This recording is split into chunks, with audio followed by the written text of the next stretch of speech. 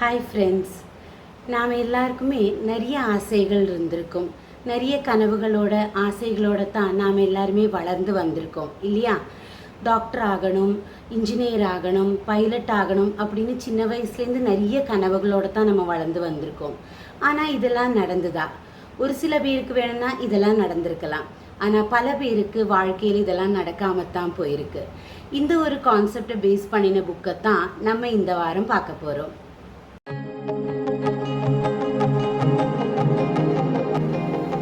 இந்த வாரம் நம்ம பார்க்க போகிற புக் என்னன்னா, இந்துமதி அவர்கள் எழுதின தரையில் இறங்கும் விமானங்கள் அப்படிங்கிற புக்கை பற்றி தான் பார்க்க போகிறோம். இந்த புக் ரொம்ப அழகாக இருக்குது. ஆக்சுவலாக எனக்கு இந்த கவர் பேஜ், இதுக்குள்ளே இந்த ஹேண்ட் ரைட்டிங் எல்லாமே, இந்த பிரிண்ட் எல்லாமே எனக்கு ரொம்ப பிடிச்சிருக்கு. இந்த புக் ரொம்ப அழகாக இருக்குது. புக் மாதிரியே கதை கூட ரொம்ப அழகான ஒரு குடும்ப கதை. இந்த கதையில் ஜெகநாதன் ராஜம் அப்படிங்கிற தம்பதிகளுக்கு 4 குழந்தைகள் இருப்பாங்க. பரசு, விஸ்வம், ராம்ஜி, அகிலா, இவங்க தான் அந்த 4 குழந்தைங்க. So Jagannathan Rajam husband and wife, இவங்களோட இந்த 4 குழந்தைகள் ஒரு அழகான ஒரு மிடில் கிளாஸ் ஃபேமிலி. 1960கள் 70களில் இருக்கிற ஒரு மிடில் கிளாஸ் ஃபேமிலியை பற்றி தான் இந்த கதை. ஸோ இதில் மூத்த பையன் பரசு. அவன் நல்ல படிப்பான், நல்ல ஒரு இன்டெலிஜென்ட்டான பாயாக இருப்பான். ஆனால் குடும்ப சூழ்நிலையினால் பரசுவுக்கு 10th படிப்பை நிப்பாட்டிட்டு வேலைக்கு போக வேண்டிய ஒரு நிலைமை ஏற்படுது. ஸோ பரசு வேலைக்கு போக ஆரம்பிக்கிறான். விஸ்வம், ராம்ஜி, அகிலா எல்லாருமே படிச்சுக்கிட்டு இருக்காங்க, சின்ன பசங்க. இப்படி பரசு வேலை செஞ்சு இவங்களோட படிப்பு எல்லாத்தையும் அவனே கவனித்து வீட்டு பொறுப்பை கம்ப்ளீட்டாக பரசுவே ஏற்றுக்கிறான். ஸோ இந்த மாதிரி இருக்கிற சமயத்தில் பரசுவுக்கு கல்யாணம் ஆகிறது. ருக்மிணி அப்படிங்கிற பெண்ணோட கல்யாணம் ஆகிறது. ருக்மிணி வீட்டுக்கு வராங்க. ரொம்ப நல்ல பொண்ணாக இருக்காங்க, அந்த வீட்டை நல்லா கவனிச்சுக்கிறாங்க. பரசுவோட கல்யாணமான கொஞ்ச நாள்லையே ராஜம் அப்படிங்கிற இவங்க அம்மா இறந்து போயிடுறாங்க. ஸோ ருக்மிணி அந்த இடத்த எடுத்துக்கிறாங்க, எல்லாரையுமே நல்லா கவனிச்சுக்கிறாங்க. சிம்பிளாக ஒரு லைஃப் லீட் பண்ணிகிட்ருக்காங்க எல்லாரும்.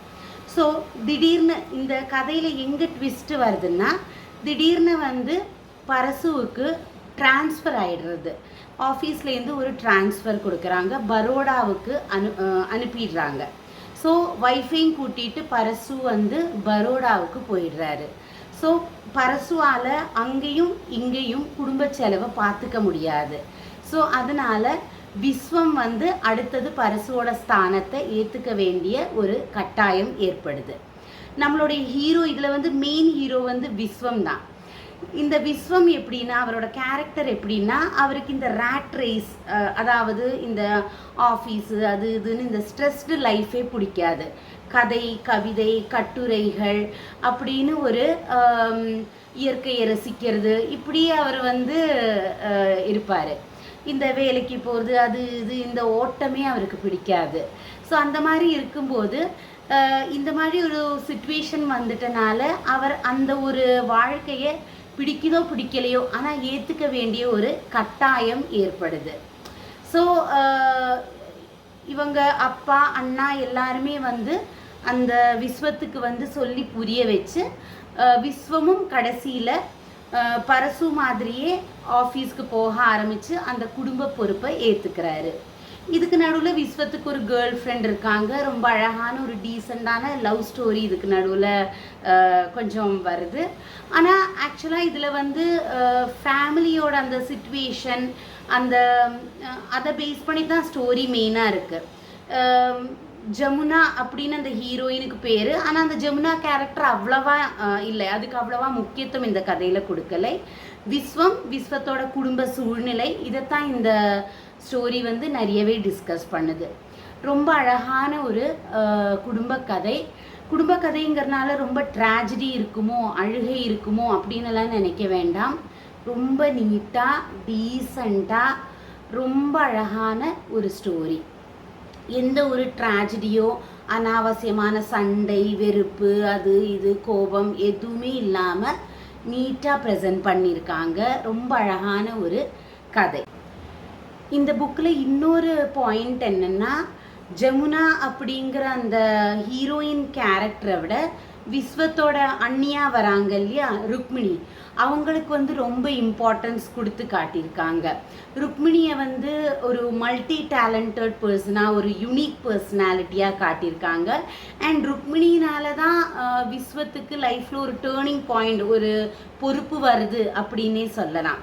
அவங்களோட பேச்சு, நடவடிக்கை, அவங்க சொல்கிற சில விஷயங்கள், அதை வச்சு தான் விஸ்வத்தோட மனசில் வந்து அந்த சேஞ்ச் வருது. ஸோ அதனால ருக்மிணிங்கிற கேரக்டருக்கு ரொம்ப முக்கியத்துவம் கொடுத்துருக்காங்க.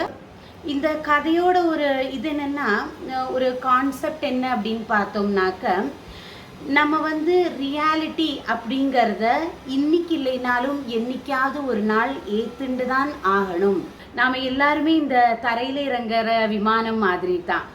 கொஞ்ச நாள் வரைக்கும் அப்படியே மேலே சுற்றிட்டு இருக்கலாம். ஆனால் ஒரு நாள் இல்லை ஒரு நாள் நாம் எல்லாருமே தரையில் இறங்கி தான் ஆகணும், ரியாலிட்டிக்கு வந்து தான் ஆகணும்.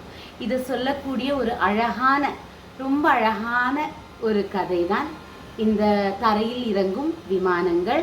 இதை வந்து இந்துமதி அம்மா எழுதியிருக்காங்க. ரொம்ப பியூட்டிஃபுல்லாக இருக்குது. கண்டிப்பாக படித்து பாருங்கள். ரொம்ப இழுக்காமல், அதே மாதிரி யாரையும் ஹர்ட் பண்ணாத ஒரு அழகான ரைட்டிங் அப்படின்னு சொல்லலாம் இந்த புக்கு. ரொம்ப நன்னா இருக்குது.